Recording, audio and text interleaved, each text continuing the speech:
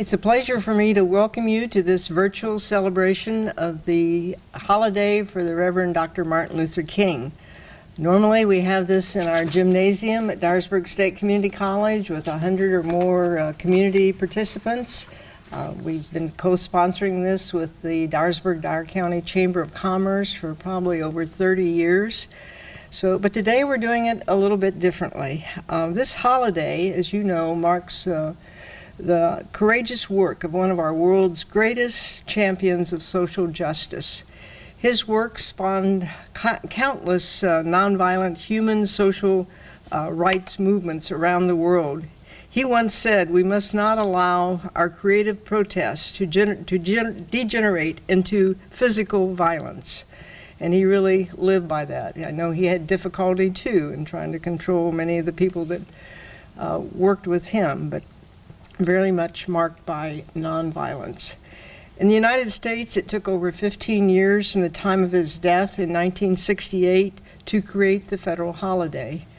On November 3rd, 1983, President Ronald Reagan signed a bill establishing the third Monday of every January as the Martin Luther King Jr. federal holiday, beginning in 1986. So this is the 35th celebration of the holiday. Now I would like to ask the Reverend Gary Mead, rector of St. Mary's Episcopal Church here in Dyersburg, to give the invocation. Reverend Mead.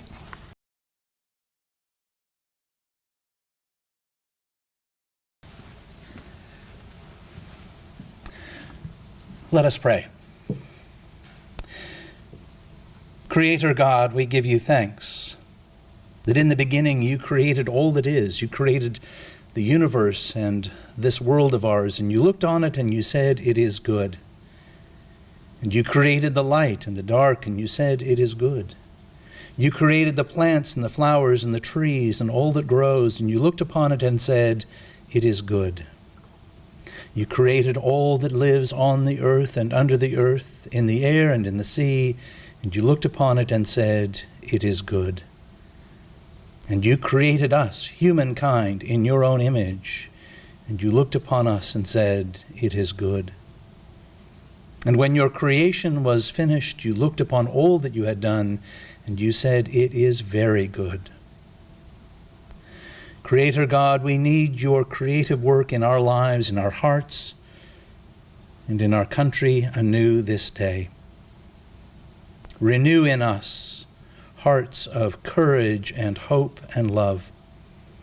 As we gather this day to celebrate and remember and to honor the life, the ministry, the legacy of Martin Luther King Jr., create in us, O Lord, new hearts. Help us to set aside the hatred which leads to violence. Instead, O Lord, help us live lives of calm and grace that lead to peace. Create in us new hearts, O Lord, that help us to recognize and appropriately answer the call to deal with injustice in our world. Let us not be a place and a people marked by injustice. Help us to create and find justice. Help us to create fairness in our world. Creator God, we ask you to renew our hearts within us, to set aside all that is marked by anger, all that is marked by outrage, all that is marked by anything that leads to violence and destruction. Lead us instead, O Lord, in your perfect way of love. You have given us a wonderful example in the person and ministry of Dr. King. Help us to remember him, not just only with our words, but may our lives emboldened by you, with hearts renewed by you. May we be your new creation. May we be the fulfillment of Dr. King's dream for us as people.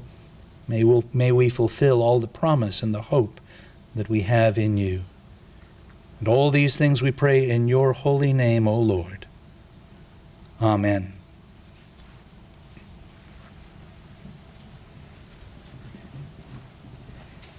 Okay, thank you, Reverend Mead. And now I'd like to introduce Mr. Slater Barr, our Executive Director and CEO, President of the Dyersburg-Dyer County Chamber of Commerce. We're partners in a lot of work with economic community development, and this is really a major part of it. So real pleasure to welcome Slater Barr. You know, I've been working in the public sector now approaching 30 years. And during that time, I've had the opportunity to participate in a number of events honoring the legacy of Dr. Martin Luther King. But I have to confess that each time I have felt that my comments were inadequate. Personally, I believe that racism is, at its core, a deeply spiritual issue, and one that requires spiritual solutions and that will not be solved by government or philosophies or programs or education. Personally, I believe that it can only be solved by a transformation of the heart by the indwelling presence of God. But I am here representing the Dyersburg-Dyer County Chamber of Commerce, which is a secular business organization. So if it seems that my comments are inadequate, know that I know that. But just because we can't be the solution doesn't mean that we can't be part of the solution, that we shouldn't be part of the solution. Because even though we are an economic organization, the reality is that racial inequities and disparities are an economic issue. The reality is that the United States is facing slower economic growth, a declining participation in the labor force, and baby boomers like myself are aging out of the workforce. The reality is that we need every person, regardless of age, gender, or color, to reach their full potential if we are to succeed as a nation and as a community. That's why we are participating in an ongoing series with the International Economic Development Council titled Take Action Against Racism in Economic Development. We're trying to learn how other economic development organizations are working to improve racial equity and opportunity in their communities. And we were recently pleased to sponsor a new mural downtown honoring the musical legacy of Noah Lewis, an African-American blues musician who performed in Dyer County and who wrote a song about the now extinct logging town of Minglewood. And as I reflect on the events of the past year, in fact, even the last few days, I think America needs more Martin Luther Kings. From every race, party, and sector of our nation advocating for nonviolent solutions to our divisions. So from the Dyersburg-Dyer County Chamber of Commerce, I want to thank you for allowing us to co-sponsor this event. And now it's my pleasure to introduce Dr. Robin Gadsden-Dupree. Dr. Dupree has been kind enough to speak to this group a few years ago, and we asked her to rejoin again this year, and she was very kind to do that. So we're delighted that she's with us. And I'll just tell you a little bit in her bio. You can see how she's very busy working here in West Tennessee and Western Kentucky. She is based at Western Kentucky University in Bowling Green, Kentucky, but works really all over this region and really all over the United States, and has done some work in South Africa earlier with her expertise in early childhood education. But she has worked as a preschool teacher in New York City, a Head Start director and college adjunct professor at Morgan State University in Baltimore, Maryland, college campus child care director at LaGuardia Community College in New York City, and daycare administrator in New York City. But she was lured to West Tennessee to our benefit, but she is a native New Yorker, and she comes from a family of educators and community activists. She has carried on the family tradition in her work with Delta Sigma Theta sorority here in West Tennessee. She serves as co-chairperson for the Social Action Committee.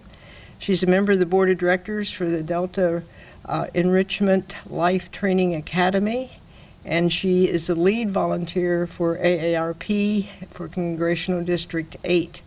And she's secretary of the Crockett County NAACP and chair of the Crockett County Democratic Party.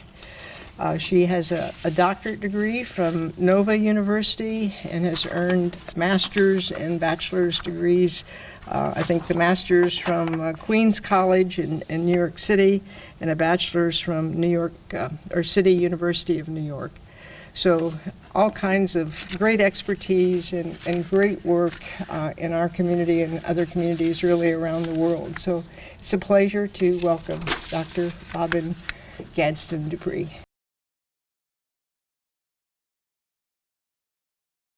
Thank you, Dr. Boyer, for that kind introduction. Well, I just want to again thank Dr. Boyer and the entire Dyersburg family for asking me and giving me the opportunity to virtually address this audience at your 2021 Martin Luther King Day celebration. Virtually, because the year 2020 brought upon us COVID-19 pandemic. We are all in a place in time where celebrations of any kind are different. We can't physically come together. We can't, or at least we shouldn't, travel to visit our loved ones. And my loved ones a lot are in New York City, so I haven't seen them in about a year. We have to wear masks most of the time, and we have to sanitize all of the time.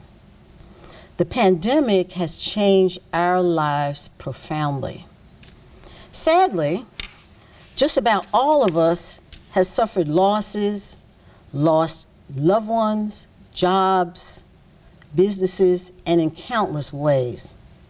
The recent riot at the U.S. Capitol also weighs heavily on us daily.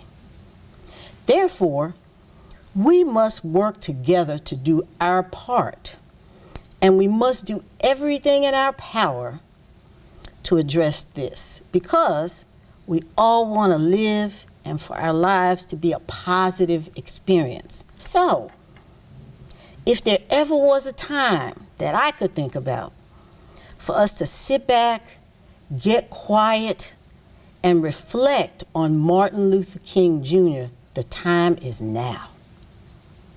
So 2020, when you hear that term 2020, I automatically think about the fact that it really means perfect vision.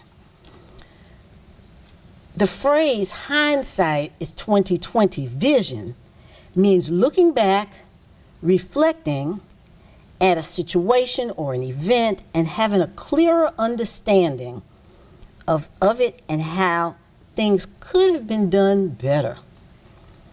Little did I know that the year 2020 would bring into focus with clarity my reflections on the legacy of Dr. Martin Luther King Jr. So as Dr. Boyer said, I am a member of Delta Sigma Theta sorority, which is a public sorority, and I've been a member for about 30 years.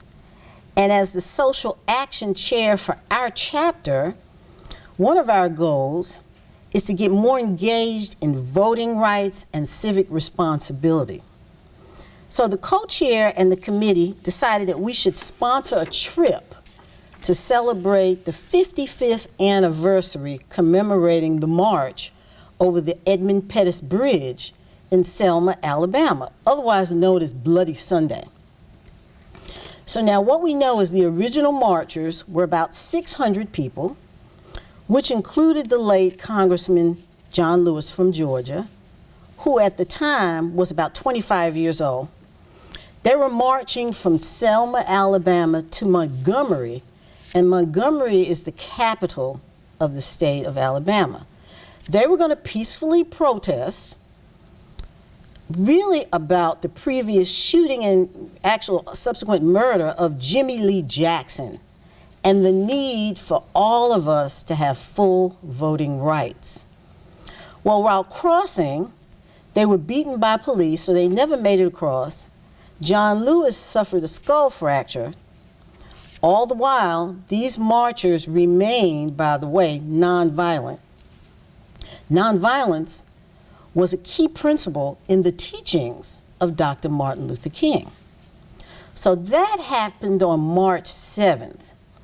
2 days later, on March 9th, Dr. Martin Luther King and about 2,500 people marched across or began to walk across the same bridge in a symbolic gesture.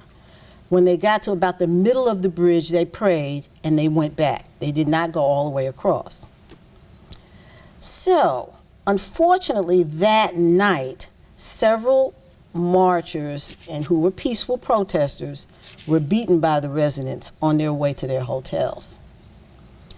This march has occurred every year since its inception. It's also included Martin Luther King, Barack Obama, and many others over the years. Thousands of people from all walks of life, all faiths, all races attend this annual event. And by the way, because of the pandemic, this year in 2021, the march will be virtual. So, back to my vision. On February 29th, 2020, a busload of sorority members, friends and family members, we left Jackson, Tennessee, headed to Selma, Alabama. While riding, we watched the movie Selma. It was really emotional and raw, but it put us in the right frame of mind to reflect on the experience we were getting ready to embark upon. We sang songs, we talked about what the trip must have felt like for those who did it way long ago in 1965. We knew that those courageous marchers before had paved the way for us, and we all expressed a high level of gratefulness. On Sunday, March 1st, 2020, we arrived at the march location in Selma. We had about 50 people on our bus, ranging from ages 10 to 80.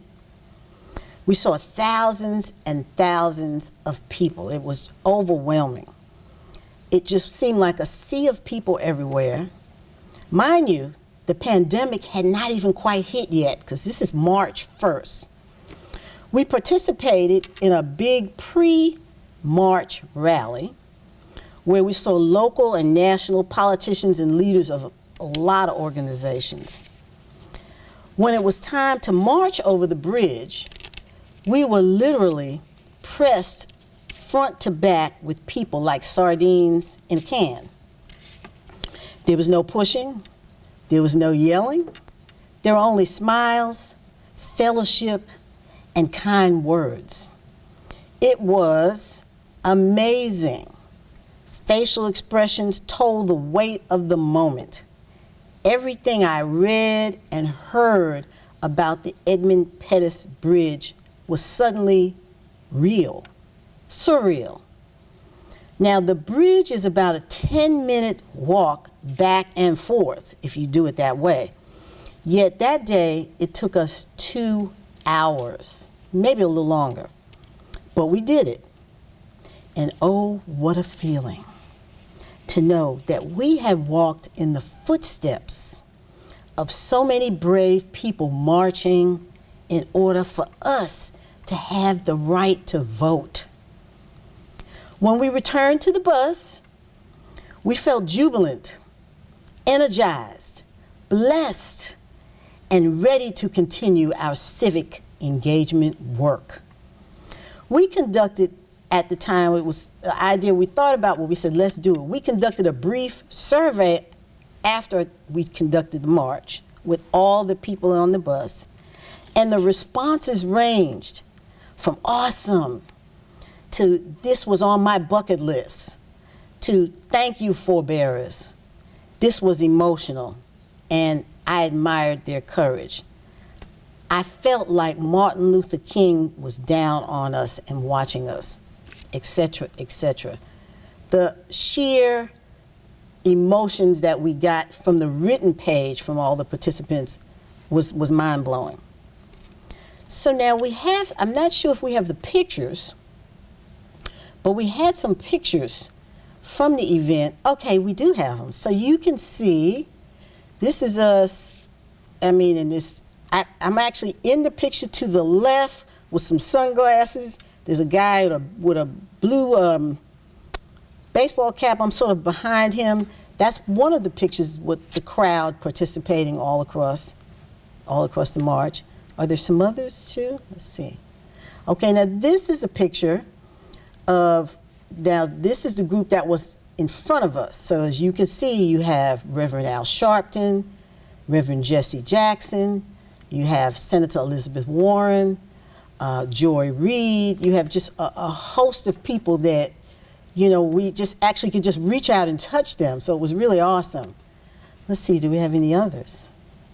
Okay, now this is the picture that, you know, when we saw this is the thing that just brought tears to our eyes, because we have here Congressman John Lewis, and a group of people sort of propped him up, because as you know, at the time he had already been diagnosed with the cancer, so he was a little weak, but he was there. And so looking down on him is Reverend Al Sharpton. Behind him is Stacey Abrams. Behind her is Elizabeth Warren. And then behind her, you'll see Jesse Jackson. To the right of Elizabeth Warren, you'll see Derek Johnson, who's the CEO of the NAACP, and a host of other people were there. Let's see, do we have one more maybe? That is the image of like the gazillion of people walking across this really narrow bridge. And that's an awesome sight to really see. And I think that may be it. And this last picture is our busload of people. A lot of Deltas, but we shared it with other Greek organizations as well, and that's our happy group, getting ready to get on the bus before we attended the march. Yeah. And that's myself and Andrea Bond Johnson. We are both social action chairs. So at the pre-rally, we said, let's stand in front of this great sign that talks about voting, because we think that's one of the most important things that we can promote. So the pictures you see really show you all of the awesome people that were there. And what you didn't see in the picture, we also had the Reverend Dr. William Barber. Also who was there was Senator Amy Klobuchar, Mayor Pete, Tom Steyer,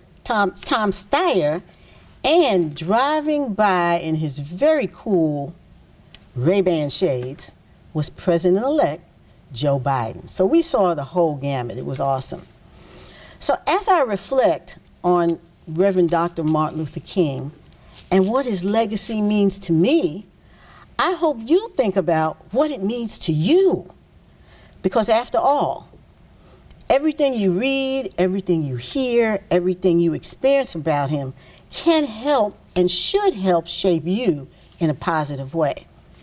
So as I stated earlier, 20/20 vision means perfect vision. When we think about our eyesight, and the phrase hindsight is 20/20 vision, means looking back, reflecting at a situation or an event, and having a clearer understanding of what it is. The year 2020 was eye-opening again due to the pandemic.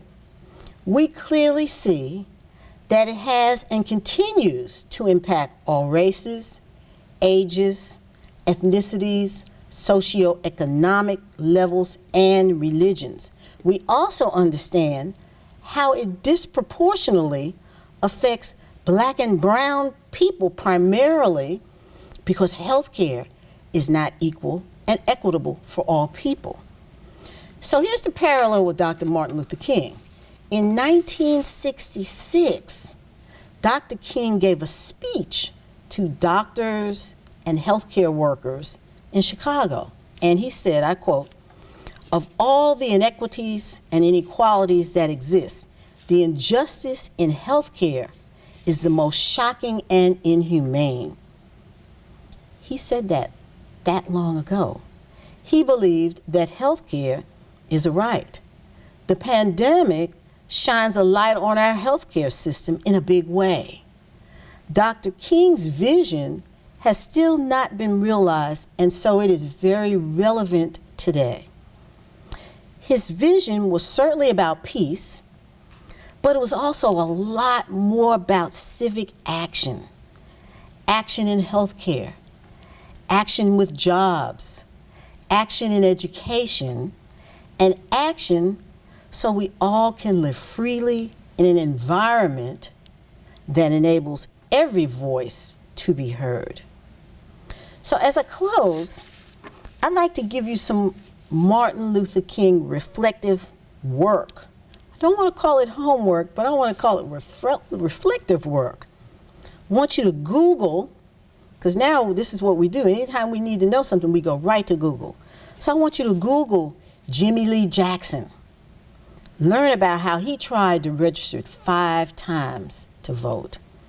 I want you to Google the Voting Rights Act of 1965, and specifically, I want you to Google Section 5 and pre-clearance, so you can learn when people start talking about restore the Voting Rights Act, what they really mean when they're speaking about that. I want you to Google Bloody Sunday. And of course, I want you to continue to learn and grow and reflect on the teachings of Martin Luther King and how it can be a part of your life. Take a deep dive and remember and consider this last Martin Luther King quote. He said, "Life's most persistent and urgent question is, what are you doing for others?" Thank you.